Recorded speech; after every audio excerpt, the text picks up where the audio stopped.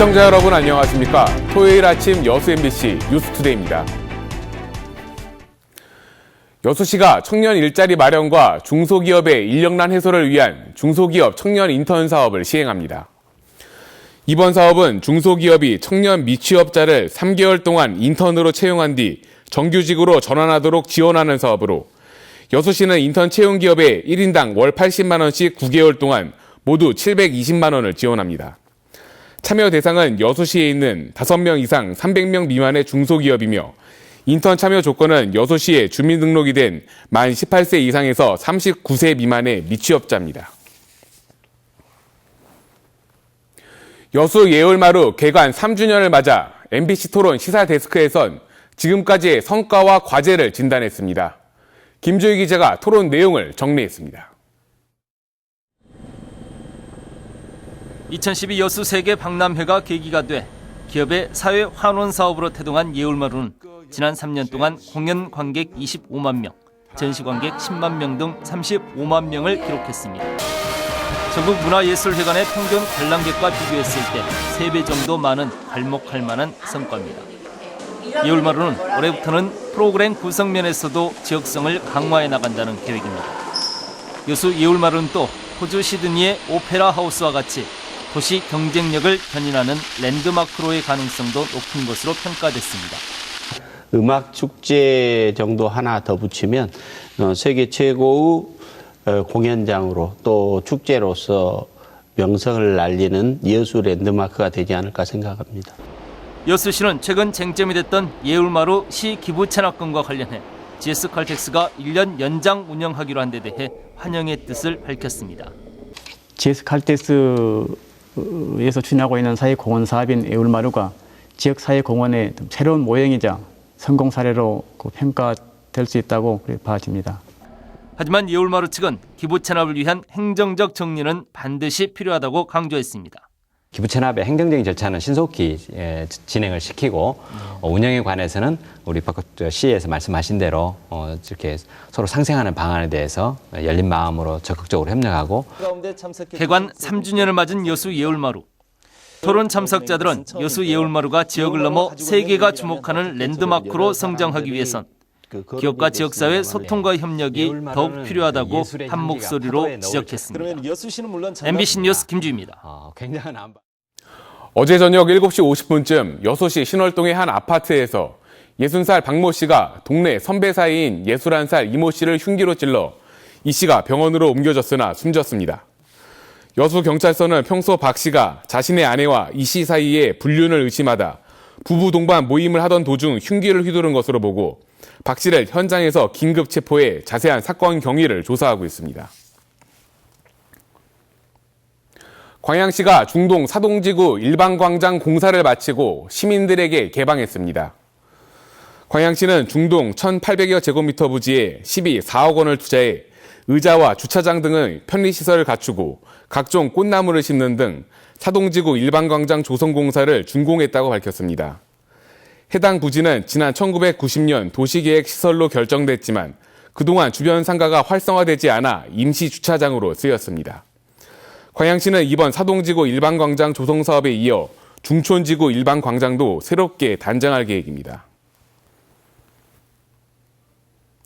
봄철 영농기에 일손 부족으로 어려움을 겪는 농가를 위해 순천시가 다음 달 말까지 농촌 일손 돕기 알선 창구를 운영합니다.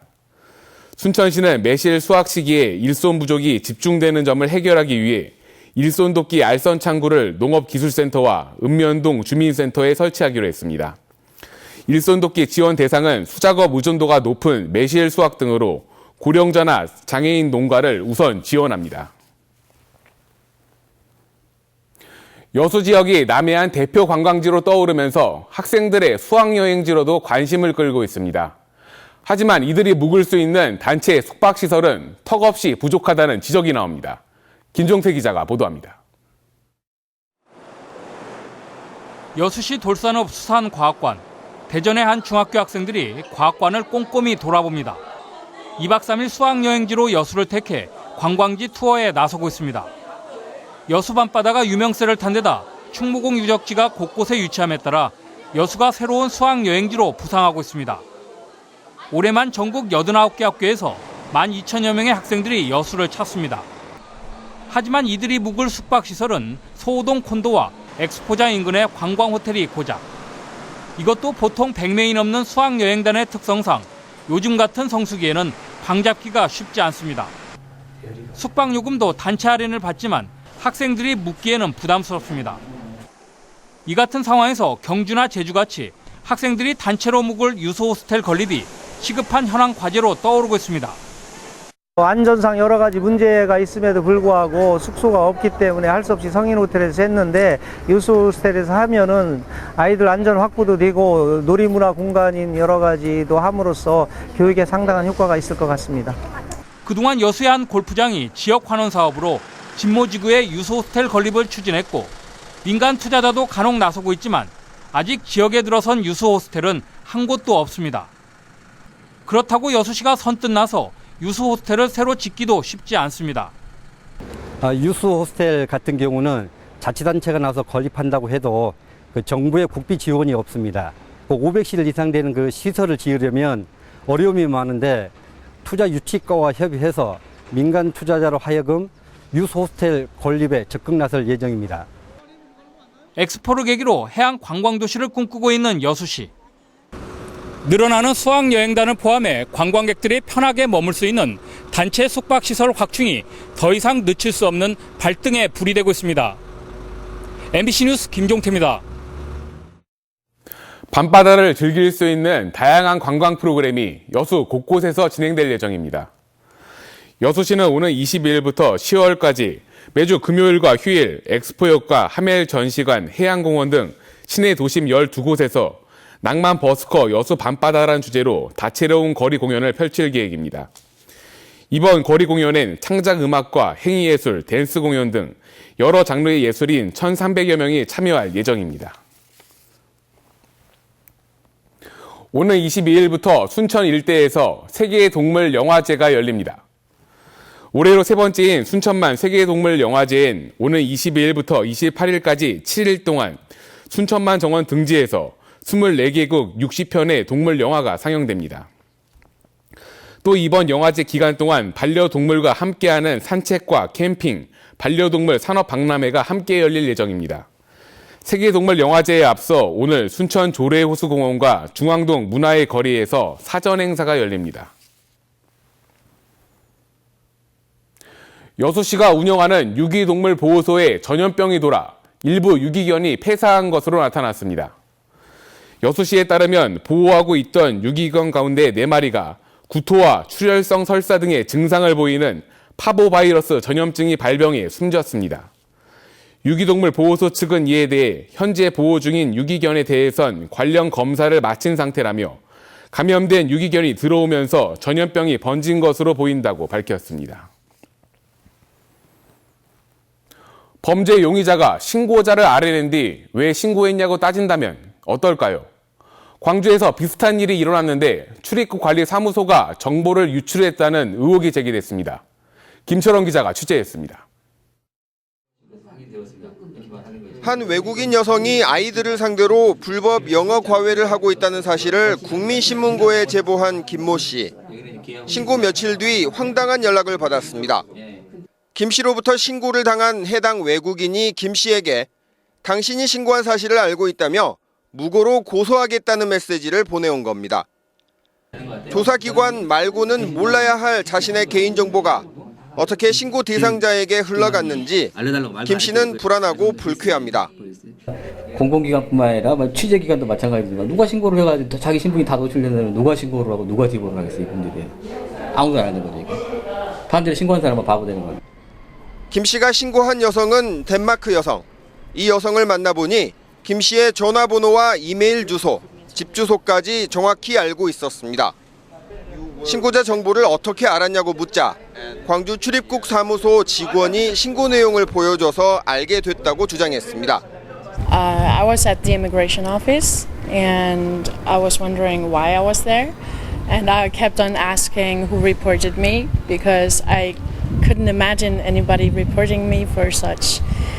And the immigration officer showed me on the paper saying this is the guy who reported you.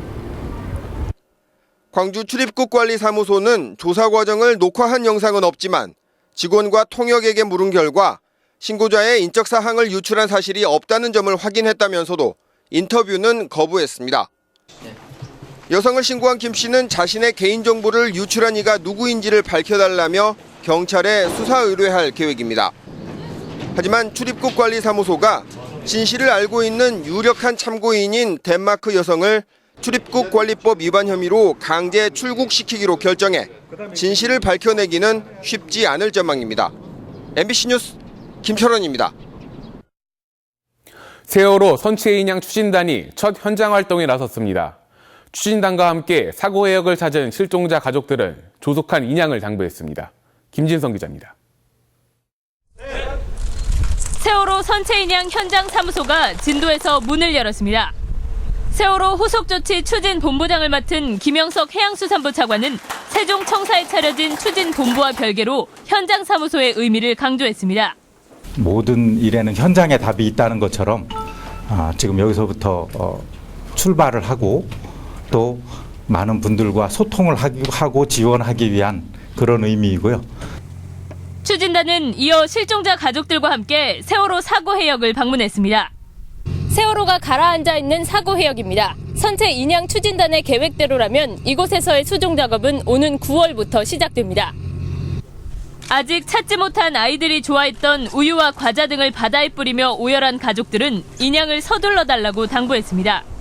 빨리 업체 선정해가지고 날 좋을 때 빨리 그게 좀 꼭 10월이 아니라 9월 달에 들어가는 게 아니라 좀 빨리 시작을 했으면 지금 여기 날씨 좋을 때 있잖아요. 김 차관은 이들을 위로하면서도 안전 요소와 잔존류 문제 등을 점검하면서 일정대로 추진하겠다는 뜻을 밝혔습니다.